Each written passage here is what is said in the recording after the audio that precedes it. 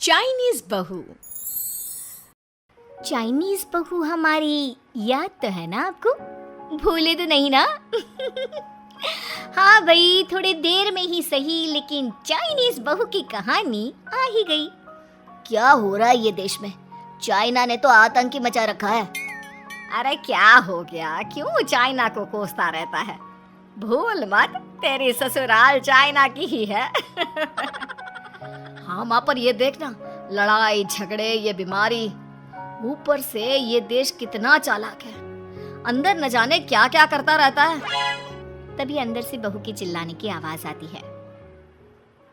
अरे क्या हो गया बहू, क्यों चिल्ला रही है? माँ जी, ये देखिए, ये रूस ने यूक्रेन की हालत क्या कर दी है। ऊपर से चाइना में 2 बड़ा लॉकडाउन लग गया है।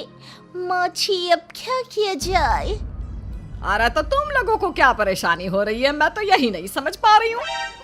वो क्या है ना माँ, हम लोग चाइना जाने की सोच रहे थे, सांगसू के भाई की शादी है। तो क्या? अरे कौन सा उन लोगों के यहाँ भाई घोड़ी चढ़ता है जो बहन काजल लगाकर नेक लगी? माँ जी, उसकी आंखें बहुत छोटी छोटी है, उसमें या तो पुतली रह सकती है या काजल। साले की पुतली निकाल कर काजल लगा दो, अंधा कहीं का। क्या क्या बोले तुम मेरे भाई के बारे में? अरे नहीं नहीं बहू, वो तो बोल रहा था कि तुझे नेग मिल जाएगा, है बहन है ना तू उसकी। नहीं नहीं माँ जी, मैं सब समझती, ये मेरे भाई का मजाक बनाते रहते। कितना सीधा है मेरा भाई, बिल्कुल छिपकली जैसा। नहीं नहीं बहू, सीधा गाय जैसा होता है। सही पकड़े हैं माँ जी। हाँ, तो मेरे भाई की शादी है, मैं चाइना जरूर जाऊंगी। तभी एक पड़ोसन आ जाती है। अरे नहीं नहीं बहू, तू कहीं ना जा, हम लोगों का मन कैसे लगेगा तेरे बिना। ले बहू, तेरे भाई के लिए ये शॉल रख ले, हमारी तरफ से गिफ्ट कर देना। अरे सब कितने अच्छे हैं, मेरी चाइनीज बहू को कितने प्यार से तुम लोगों ने एक्सेप्ट कर लिया। सच में बड़ी भाग्यशाली हूँ मैं। कैसी बात कर रही है? ये तो हम लोगों के देश की एक खूबसूरती है कि हर किसी को दिल से अपना लेते हैं, बस वो भी दिल से हमें अपना समझे। कैसी बात कर रही है आंटी जी? मेरे लिए आप सब सासू माँ जैसी ही हैं। मुझे भारत बहुत अच्छा लगता है, ये सबसे अच्छा देश है, मेरा भारत महान। वैसे भी लड़की की शादी जहाँ होती है वो तो वहीं की हो जाती है ना। जीती रे बहू, सही बोल रही है। औरत तो होती ही पानी की तरह है, जो जहाँ जैसे रखे वैसी ही शेप ले लेती है। आंटी जी, ये थोड़ा सा ज्यादा हो गया, समझ नहीं आया। नो प्रॉब्लम, मैं चाय बना कर लाती हूँ। फिर क्या, वो दिन भी आ जाता है जब बेटे बहू को चाइना जाना पड़ता है। वहाँ जाकर बहू का भाई कहता है, मेरे बहन आ गए, मेरे बहन आ गए। मैंने सबको बोला कि सब हिंदी में बात करेंगे, नहीं तो बहन नाराज हो जाएगी। थैंक्स बॉय, हिंदी मेरी भाषा है, आप मुझे उसमें बात करना अच्छा लगता है। आपने जीजा जी से मिलो। ओ बहन, तुम अंदर चलो। सभी बहू को अंदर लेकर चले जाते हैं, लेकिन सांगसू का पति, वो तो बेचारा चाइना के ससुराल के आंगन में अकेला खड़ा रहता है। काफी देर तक जब कोई उसे नहीं पूछता तो वो माँ को घर पर फोन करता है। हाँ बेटा, पहुँच गए ना कुशल मंगल? हाँ माँ, लेकिन सांगसू पता नहीं कहाँ है, वो तो अंदर गई है, तब से बाहर आई ही नहीं। अरे कैसी बात कर रहा है, तो तू अंदर चला जा, तू बाहर क्यों है? अरे दामाद है तू वहाँ का, उन लोगों ने तुझे बिठाया, चाय पानी कुछ नहीं पूछा? नहीं ना माँ। तभी सामने से सांगसू आती है। क्यों आप अभी तक तैयार नहीं हुए? और ये बैग लेकर क्यों कमरे से बाहर आए? इसे वहीं रख देते। कमरा? कौन सा कमरा? अरे कैसी बात कर रही हो, जब से तुम अंदर गई हो मैं बाहर ही तो खड़ा हूँ। बहू को बहुत हैरानी होती है और गुस्सा भी आता है। तभी उसका भाई और माँ आ जाते हैं। अरे सांगसू, अंदर खाना लग गया है। पहले ये बताओ कि मेरे पति को किसी ने खाना या पानी क्यों नहीं पूछा? वो भारत से ससुराल पहली बार आया है, वो भी मेरे कहने पर।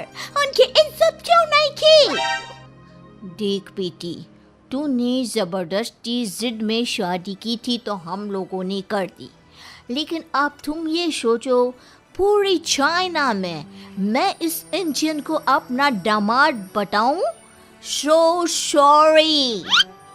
हाँ संगसू, और तुम भी चुप रहना, नहीं तो वो लोग मेरी शादी तोड़ देंगे। ओह, ऐसी बात है। कोई बात नहीं, मैं बाहर होटल में रह लेता हूँ, तुम वही करो जो ये लोग चाहते हैं। कैसी बात कर रहे हो? शादी के बाद पति जैसा भी हो, जो भी हो, पति होता है। वैसे भी तुम्हारे पूरे परिवार ने, सबने बिना सोचे मेरा साथ दिया, मुझे एक्सेप्ट किया, प्यार किया। मैं अपने देश में आपको अकेला कैसे छोड़ सकती हूँ? ये हिंदी फिल्म का ड्रामा बंद करो, मैं अभी अब बर्दाश्त नहीं करूँगी। चुपचाप अंदर चलो, नहीं तो ये शादी वादी यहीं खत्म करके इसे अकेले ही इंडिया जाना पड़ेगा। कैसी बात कर रही हो माँ? ये मेरे पति हैं। है नहीं था, हम लोगों ने यहाँ वकील को बुला लिया है, जिसके बाद अब तेरा तलाक करा के हम यहाँ के चाइनीज लड़के से तेरी शादी करा देंगे। अरे कैसी बात कर रहे हो? हम तो यहाँ तुम्हारी शादी के लिए आए थे।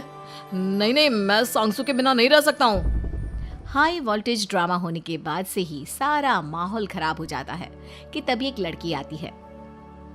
मैंने सारा इंतजाम कर दिया है, सांगसू की शादी का मंडप परसों लग जाएगा, तब तक इसके पति को कमरे में बंद कर देते हैं। सभी सांगसू के पति का हाथ बांधकर उसे कमरे में बंद कर देते हैं। ये क्या कानूनी है?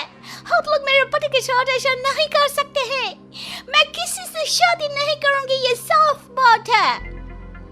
पहले मैं अपनी शादी करूं, फिर तेरी भी शादी करवा दूंगा। सब कुछ तय हो जाता है, भाई की शादी हो जाती है। फिर वो दिन भी आ जाता है जब सांगसू की शादी वो लोग जबरदस्ती करने के लिए उसे मंडप पर ले जाते हैं। ऐसा मत करो, ये मेरी बीवी है। मैं किसी से शादी नहीं करूंगी। कैसे नहीं करेगी शादी? शादी तो तेरा बाप भी करेगा। हो, मैं करूंगा शादी। प्लीज कोई मेरी शादी किसी अच्छा औरत से करवा दे। चुप, बिल्कुल चुप। फिर माँ सांगसू और उसके पति से कहती है,